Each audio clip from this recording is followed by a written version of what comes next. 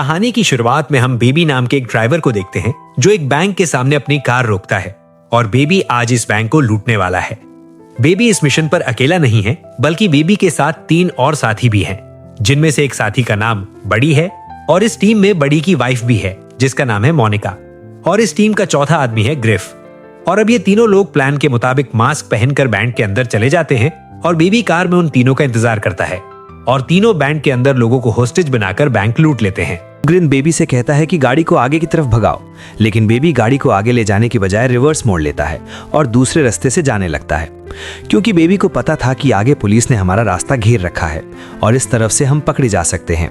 यहाँ baby police से बचते हुए कार को तेजी से भगाने लगता है, लेकिन पुलिस भी उनका पीछा करना नहीं छोड़ती और अब यहाँ बेबी अपनी ड्राइविंग स्किल्स दिखाते हुए पुलिस वालों को चकमा देकर उनसे काफी दूर निकल आता है। कार में पीछे बैठे 3 साथी बेबी की ड्राइविंग को देखकर हैरान रह जाते हैं और ये लोग जब मेन हाईवे पर पहुंचते हैं तब वहां उनके पीछे एक और पुलिस की गाड़ी लग जाती है और ऊपर से हेलीकॉप्टर भी उन्हें ट्रैक करने लगता है।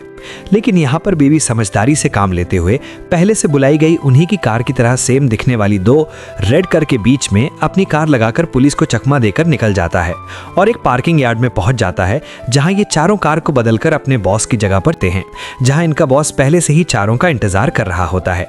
असल में इनका बॉस इस पूरे मिशन का मास्टरमाइंड होता है, जो शहर के बैंकों को लूटने के लिए प्लानिंग करता है और लोगों को हायर करके उनसे चोरी करवाता है।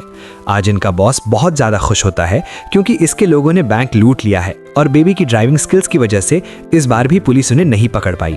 तब इनका बॉस इन चारों को एक एक करके उनका हिस्सा दे देता है और यहाँ पर एक हिस्सा बेबी को भी मिलता है। लेकिन ये देखकर ग्रिफ को गुस्सा आ जाता है और वो अपने बॉस से कहता है कि आखिर में तुम इस ड्राइवर को हिस्सा क्यों दे रहे हो, जबकि पूरा काम हम तीनों ने अकेले किया है और बेबी ने सिर्फ तो गाड़ी चलाई थी। जिस पर उनका बॉस कहता है, तुम तीनों बेबी की वजह से ही जिंदा हो, अगर तुम सबको बेबी सही समय पर वहां से नहीं निकालता तो पुलिस तुम्हें पकड़कर जेल में डाल। यह सुनकर ग्रिफ बॉस के होते हुए बेबी से पैसे तो छीन नहीं सकता था, इसलिए अब वह बेबी को छेड़ने लगता है। वह अपने साथियों से कहता है कि बेबी बहुत ही अजीब है, कुछ भी बोलता नहीं है और हर टाइम गाने सुनता रहता है। तभी ग्रिफ बेबी से चश्मे लेकर खुद पहन लेता है। यह देखकर बेबी को बहुत गुस्सा आता है, लेकिन वह फजूल में किसी से भिड़ना नहीं चाहता था, इसलिए वो अपनी जेब से दूसरा चश्मा निकालकर पहन लेता है। कुछ देर बाद सभी लोग वहां से जाने लगते हैं। तभी बेबी अपने बॉस के साथ जाता है और बेबी का बॉस बेबी से उसके सारे पैसे ले लेता है। यहाँ हमें पता चलता है कि बेबी के ऊपर उसके बॉस का बहुत कर्ज है, इसलिए वह हर काम के बाद बेबी से उसका सारा हिस्सा ले लेता था। बैंक लूट के बाद बेबी की जिंदगी बाहर से जितनी शांत दिखती है, अंदर से उतनी ही उलझी हुई होती है। वो दिन में अपने घर लौटता है, जहां उसका बूढ़ा फॉस्टर फादर व्हील चेयर पर बैठा रहता है। टीवी के सामने चुपचाप बेबी बिना कुछ बोले उसके लिए खाना बनाता है, दवाइयां देता है और फिर अपने कमरे में चला जाता है। कमरे में जाते ही बेबी हेडफोन लगाता है, तेज म्यूजिक, क्योंकि अगर म्यूजिक बंद हुआ तो उसके कानों में वो आवाज फिर से गूंजने लगती है, टिनिटस की आवाज। यही आवाज उसे हर पल याद दिलाती है कि उसकी जिंदगी कभी नॉर्मल नहीं हो सकती। एक दिन बेबी एक छोटे से कैफे में जाता है, वहीं पहली बार उसकी मुलाकात डेबरा से होती है। डेबरा मुस्कुराती है, बातें करती है, सपने देखती हैं। डेबरा कहती है कि मुझे ये शहर पसंद नहीं, मैं यहाँ से बहुत दूर जाना चाहती हूँ, ऐसी जगह जहाँ कोई हमें पहचान न सके। बेबी पहली बार किसी के सामने खुलकर बोलता है, पहली बार किसी को अपने सपनों में शामिल करता है। अब बेबी हर दिन डेबरा से मिलने आने लगता है, कभी कॉफी, कभी म्यूजिक, कभी सड़क किनारे बैठकर। भविष्य के सपने यहीं से बेबी ठान लेता है कि अब वो ये अपराध की दुनिया छोड़ देगा। बेबी अपने बॉस के पास जाता है और साफ कह देता है कि अब मेरा कर्ज उतर चुका है, मैं अब ये सब नहीं करना चाहता। बॉस मुस्कुराता है, लेकिन उसकी आंखों में ठंडापन होता है। वो बेबी को याद दिलाता है कि उसके पास बेबी के सारे पुराने क्राइम्स के सबूत हैं। बॉस कहता है कि एक आखिरी काम, उसके बाद तुम आजाद। बेबी मजबूरी में हाँ कह देता है। इस बार की टीम और भी ज्यादा खतरनाक होती है। बड़ी, मोनिका और ग्रिफ मिशन शुरू होते ही सब कुछ बिगड़ने लगता है। ग्रिफ बेवजह गोली चलाता है। मोनिका डर के मारे एक सिक्योरिटी गार्ड को मार देती है।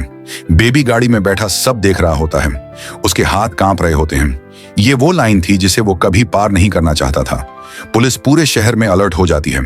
अब शुरू होती है बेबी की जिंदगी की सबसे खतरनाक drive siren. Helicopter road block. Baby गाड़ी नहीं चला रहा होता, वो अपनी जिंदगी चला रहा होता है। लेकिन इस बार कोई भी चाल काम नहीं आती। एक सुनसान गोदाम में पहुंचते ही सबका असली चेहरा सामने आता है। ग्रिफ, मोनिका और बड़ी तीनों मिलकर बॉस पर गोलियां चला देते हैं।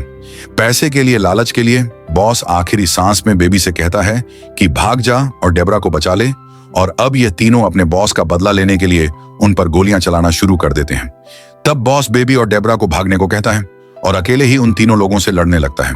इसी बीच बड़ी पुलिस की कार लेकर आ जाता है और वह गुस्से में अपने बॉस को ही मार देता है, जिसके बाद वह बेबी के पीछे पड़ जाता है। तब बेबी एक कार को तेजी से टक्कर मारता है, जिससे बड़ी की कार बिल्डिंग से नीचे गिर जाती है।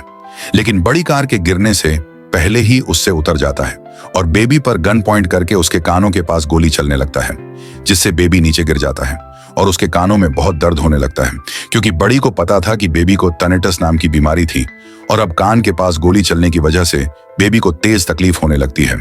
अब जैसे ही बड़ी बेबी को मारने वाला होता है, तभी पीछे से डेबरा एक रॉड से बड़ी के हाथ पर हमला कर देती है, जिससे बड़ी के हाथ से गन गिर जाता है। लेकिन तभी बड़ी डेबरा को पकड़ लेता है और उसका गला दबाकर मारने लगता है, पर तभी बेबी बड़ी की गन उठा लेता है और बड़ी के पैर में शूट कर देता है, जिससे बड़ी अपना बैलेंस खो देता है और बिल्डिंग से नीचे गिरकर मर जाता है। इस दौरान बेबी काफी ज्यादा घायल हो जाता है, जिस वजह से वह बेहोश हो जाता है और अब डेबरा बेबी को बेहोशी के हालत में कार में बैठकर वहां से निकल जाती है और इसी तरह सुबह हो जाती है। बेबी को अब होश आ चुका होता है। थोड़ी दूर आगे जाने के बाद डेबरा अपने सामने कई ऑफिसर्स को देखती है, जो बेबी को पकड़ने के लिए खड़े होते हैं। पुलिस को देखकर डेबरा कार मोड़कर भागने वाली होती है, लेकिन तब बेबी उसे ऐसा करने से मना कर देता है और डेबरा से कहता है कि अब समय आ चुका है मेरे गुनाहों का सजा काटने का, जिसके बाद वो पुलिस के सामने खुद को सरेंडर कर देता है। यहां से शीन शिफ्ट होकर कोर्ट रूम दिखाया जाता है, जहां ब्रैंडन और डेबरा बेबी के हक में गवाही देते हैं। साथ ही पोस्ट ऑफिस वाली मैनेजर लेडी भी कहती है कि बेबी ने मेरी जान बचाई है। इन लोगों की गवाही सुनते हुए जज बेबी को सिर्फ 5 साल की सजा सुना देता है और अब हमें 5 साल बाद का सीन दिखाया जाता है, जहां हम बेबी को बाहर आते देखते हैं और डेबरा उसे लेने आई होती है, जिसके बाद यह दोनों एक दूसरे को गले लगाते हैं और इसी बीच ये कहानी खत्म होती है। अगर आपको यह वीडियो अच्छी लगी हो तो हमारे चैनल को सब्सक्राइब, वीडियो को लाइक जरूर कीजिएगा। धन्यवाद।